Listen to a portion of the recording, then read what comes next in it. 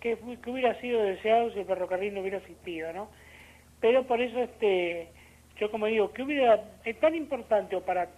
tomar importancia lo que fue el ferrocarril, como yo explicaba el otro día, y unas charlitas que uno pudo dar bueno, tantos chicos y gente que fue por de todas las edades, porque para ahí pensamos que iba a ser para un grupo de ferroviarios, gente que hubiera tenido alguna relación con el ferrocarril, pero fue realmente toda clase de edades, toda clase de gente, los chicos preguntando, realmente fue bárbaro.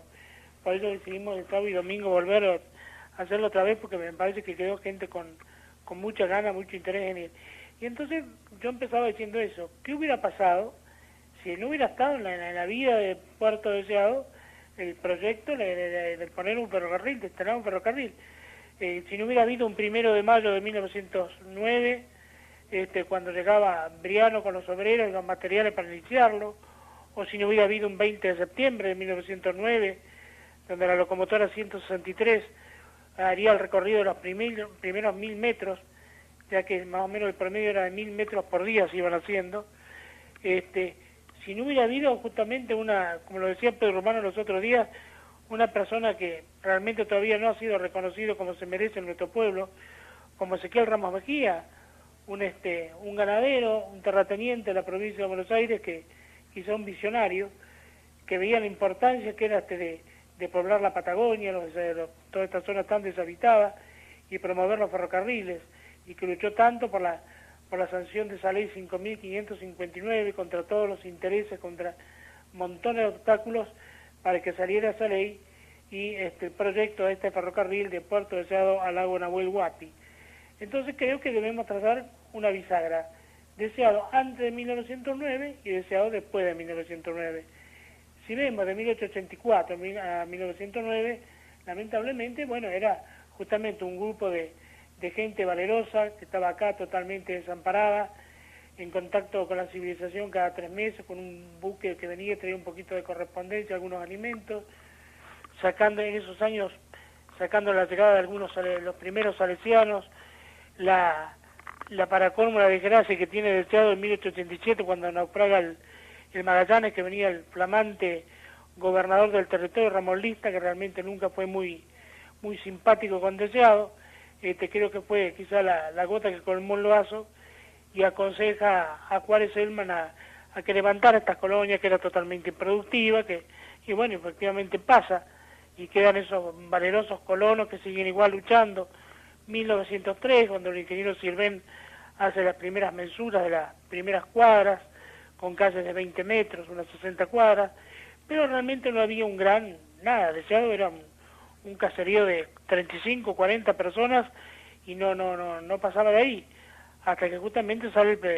el proyecto de la construcción del ferrocarril, la ley 5.559 que se aprueba,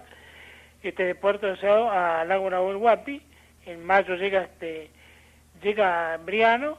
y inmediatamente se produce, bueno, es una verdadera, el pueblo cambia, justamente de ser un caserío pasa a ser un pequeño pueblo. Son casi 800 obreros, personas que ya llegan acá a Puerto Deseado. Eso genera, calcular que al año nomás ya hubo que fundar una escuela, ya había chicos para el colegio. O sea, hasta en 1910, justamente ahora el 1 de octubre, se funda la Escuela Nacional número 5, y inmediatamente las casas de Punta Arenas, las grandes empresas comerciales, Rodolfo Stubenrauch,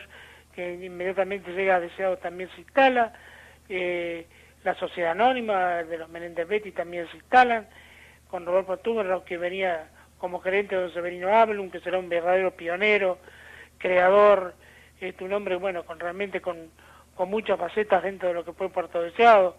Funda en 1912 lo que era lo que fueron los talleres Volca, una verdadera industria durante muchos años. En 1913 ya los ganaderos se empiezan a agrupar y fundan la sociedad rural, nace el primer diario. O ya pasaron 4 años, ya Deseado ya tenía el primer periódico semanario, que era El Sur, de Francisco Ferreiro, y ya las primeras instituciones, los españoles, los italianos en la Sociedad de Soconda, los españoles con la Sociedad Española de Socorros Mutuos, el alumbrado por parte justamente de la Sociedad Anónima, la empresa Menéndez Betti, cómo ya se van agregando ni bien y eso En 1914, justamente cuando se finaliza la obra del ferrocarril, queda clausurada en el kilómetro 283, y teniendo en cuenta lo que vino a paliar un gran problema que fue de toda la vida de Puerto Deseado, el suministro del agua. ¿Qué ocurre? Al llegar tan afluencia de gente de golpe, en forma tan rápida, el tema del agua se hizo gravísimo. Uno puede rescatar inclusive de Jacinto Rojas, el delegado de prefectura, quien clamaba urgente solución al problema del agua porque había crecido tanto la población que ya había problemas muy graves para ir a buscar, que el agua había que ir a buscar a varias leguas de Puerto Deseado. Todos estos problemas y bueno, progresos fueron justamente a raíz de la instalación del ferrocarril, ¿no? Así sigue, ya digo, en 1915 lo que es el alumbrado eléctrico, ya en 1917 el primer banco, lo que sería el Banco Angloamericano, en el 18 el Banco Nación, también ya se incorporan dos entidades financieras a este pequeño pueblo de Puerto Deseado que ya estaba pasando los mil y pico de habitantes. En 1902 la primera biblioteca, 1920 otro periódico, el diario El Orden. En el 21 y en el 20 ya Deseado superaba los 2.400 habitantes. O sea que en pocos 10, 11 años había pasado a tener 2.400 habitantes cuando en aquellos años apenas era un grupo, un caserío de gente. En el 21 es testigo de los sangrientos hechos de la huelga, de la huelga del 21, de la huelga obrera. También inclusive tuvo su servicio. En el 22 empieza a gestar la idea de un frigorífico para Puerto Deseado. Justamente, mientras tanto, se seguía luchando para la extensión del ferrocarril. La idea era llegar cuentamente al lago Nahuel Huapi, que en el 14 se había suspendido. Bueno, hay teorías muchas dicen que por la Primera Guerra Mundial, los insumos, intereses, la cosa que el ferrocarril quedó trunco con esas 3 estaciones ahí en Colonia y Las Heras. Pero siempre se seguía bregando, inclusive las fuerzas vivas, los ganaderos a través de la sociedad rural hicieron gestiones en Buenos Aires con el mismísimo Porito Irigoyen, con Alvear, para la prolongación del ferrocarril. Había posibilidades, había promesas, pero lo más firme en ese momento,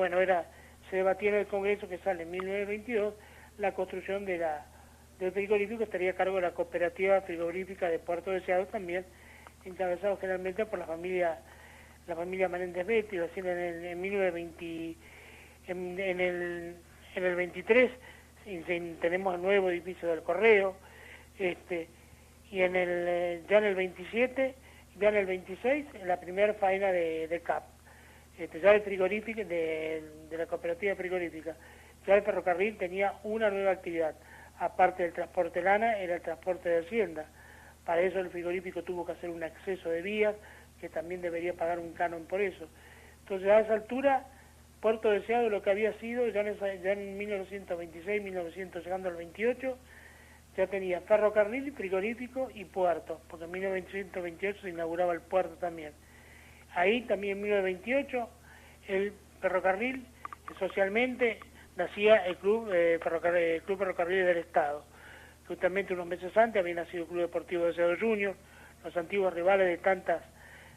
tardes de Puerto Deseado. Y así continuaría. En el 34 Puerto Deseado tendría su primer hospital. Ya también en el 37 el almirante Sala arribaba a Puerto Deseado para la instalación de una base en la Bahía Uruguay, pero también los vecinos empezaban a interesarlo por el grave problema que seguían teniendo con el agua. El agua se abastecía llevando las plataformas cisternas a Tellier, Pampa Alta o Antonio de Viedma, donde se cargaban con agua, de ahí venían a una cisterna acá al ferrocarril, de ahí iban a los camiones aguateros, pero realmente era un paso, era mucho manoseo del agua, pero no había, lo mejor que se podía proveer al pueblo de agua venía también a través del ferrocarril. Así va llegando hasta 1946, 48, en que se habilita el servicio de agua. En el 50 ya los ganaderos también forman la cooperativa ganadera. Ya Deseado iba adquiriendo una importancia, y en la década del 50 el ferrocarril recibe una gran inyección de trabajo, que es el famoso mineral que venía de Chile, el plomo, el zinc. Ahí durante muchos años son los mejores fletes, los mejores años de trabajo durante mucho tiempo, es a través justamente del ferrocarril que llegaba al puerto, del puerto a, ¿no?, de exportación. Pero también hubo intereses, decían por un problema gremial, de obreros indeseables, cierta inseguridad, también de la noche a la mañana se termina eso, pero y Deseado seguía viviendo de promesas. Recordemos que entre el 58 y el 60 estuvo la famosa pesquera IPAS, que también de la noche a la mañana se fue, después fue el famoso complejo la Texas Buscadiene, que también, mientras tanto el ferrocarril seguía funcionando y seguía siendo muy útil. Luego terminaría el plomo, seguiría con la lana y la hacienda, y vendría en la época del petróleo, 58, 60, hasta el 62, 63, la famosa batalla del petróleo que se genera acá en el país. Ha Deseado lo toque justamente es el ferrocarril más beneficiado con los fletes. También es una época muy buena, hasta que los caminos se van mejorando y ya van llegando a Comodoro, y de a poco se van perdiendo los fletes del ferrocarril. Y así, te digo, las rutas van mejorando y el ferrocarril se va quedando, lentamente va quedando, va perdiendo contra su gran competencia que era el camión. Y así llegamos a 1978, ya la década del 70, justamente uno solía escuchar a los ferroviarios que decían que el ferrocarril no lo iban a cerrar, pero que se iba a cerrar solo porque ya había muy poca actividad, como decía don Carlos Gómez en sus charlas, prácticamente una plataforma de lana o una plataforma de mercaderías de ida y de vuelta, pero era tan poco la cantidad de empleados que había, que no superaba los 50 empleados en la época del cierre. Entonces, como se decía, si lo que se esperaba era, si esto era un asentamiento de soberanía, si el Estado se hubiera servido de gas del Estado, que en esa época existía, de YPF, que en esa época existía, por lo menos se podía haber mantenido. Pero, como decimos, siempre hubo otros intereses, y bueno, y el 15 de enero de 1978, el fatídico cierre, clausura provisoria, decía, y bueno, después en los 80 vendría esa palabra que nos mataría más de uno, que sería el desguace, que muchos no sabíamos bien qué era el desguace. Realmente fue un despojo por todo lo que pasó, y bueno, después muchos años de olvido, de abandono, prácticamente todo librado al azar. Quedó en una foto aérea que se ve cuando es el centenario de 1984, ya habían pasado 6 años, se ve que convertido en un desierto todo lo que había sido el ferrocarril, porque ya quedaba muy poco. Y así llegaron hasta que surge esta idea, por lo menos, gracias también coincidente con la idea que tiene el presidente de la Nación, de por ahí poder reactivar los ferrocarriles, darle una vida útil, con el famoso transpatagónico, el bioceánico, y bueno, surgió esta idea de por lo menos promover, darle un poquitito de vida a la estación, que es el símbolo de este ferrocarril, que fue tan importante, y todas otras instituciones que han quedado, no pueden nombrarlas todas porque sería un poco pesado el tema, pero todo lo que iba surgiendo a raíz del ferrocarril, que fue la columna vertebral, y de ahí yo lo comparo a veces como puede haber sido el petróleo para Comodoro, lo que hoy podría ser la pesca hoy para Deseado, fue el ferrocarril en su momento.